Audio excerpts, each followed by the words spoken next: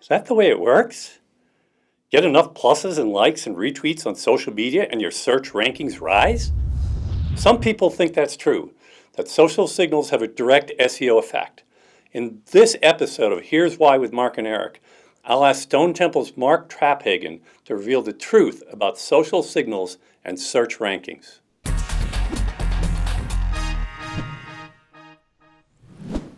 Okay, Mark, let's cut right to the chase. Does Google use signals from social media as a direct search ranking factor? Well, a lot of people assume that they must, Eric. In some cases, that's because they've had some one-off experience where content of theirs got some active attention on social media, and then rankings for the main keywords for that page went up for them. Or perhaps they've seen ranking factors correlation studies from Moz and search metrics that show a fairly high correlation between social signals and search ranking. Now, for other people, it just seems to make sense that Google would make use of social signals. I mean, after all, on social media, you have real people actively sharing and recommending content they like and find useful. So the assumption is that that must be a very useful signal for a search engine. Don't think for a moment that I didn't notice that you didn't actually answer my question, Mark. Maybe I should run for president.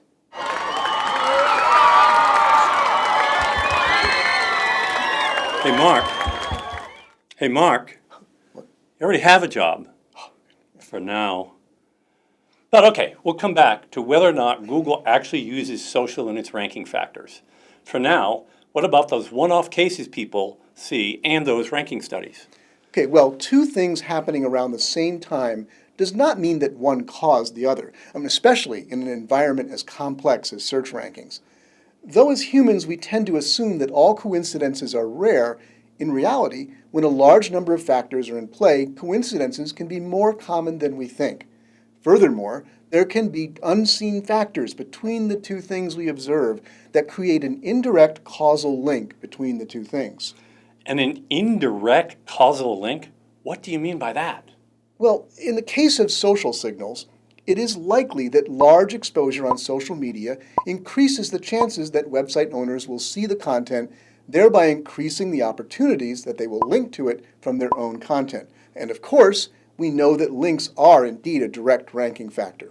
So in that case, it wasn't the social activity itself that caused any ranking rise, but the social activity increased the likelihood of a factor that actually does affect rankings.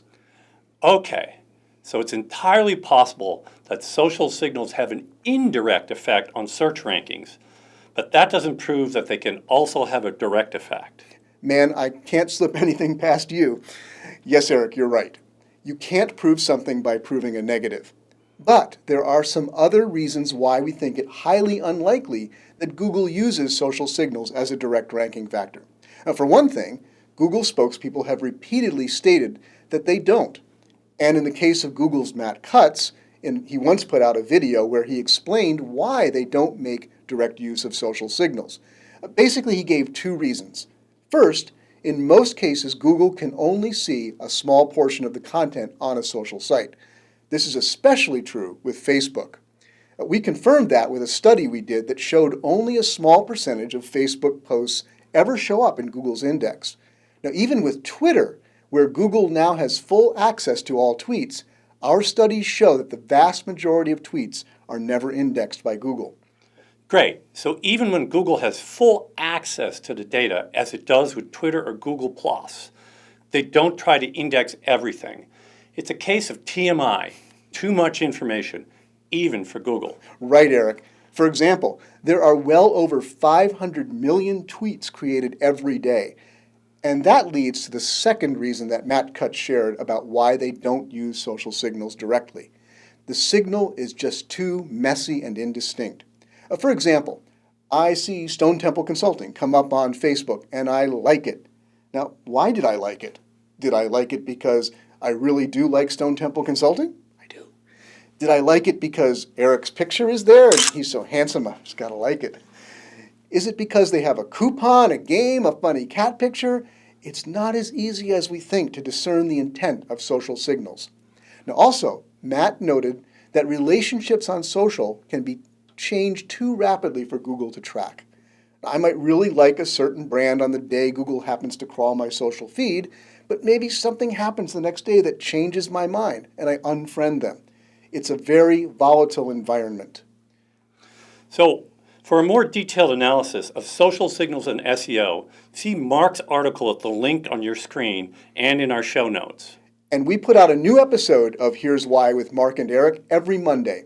Want to be sure you never miss one? Just Google Eric Enge, Mark Traphagen, or Stone Temple Consulting and follow any of our social feeds. And we'll see you next Monday for another episode of Here's Why with Mark and Eric. Thanks for watching.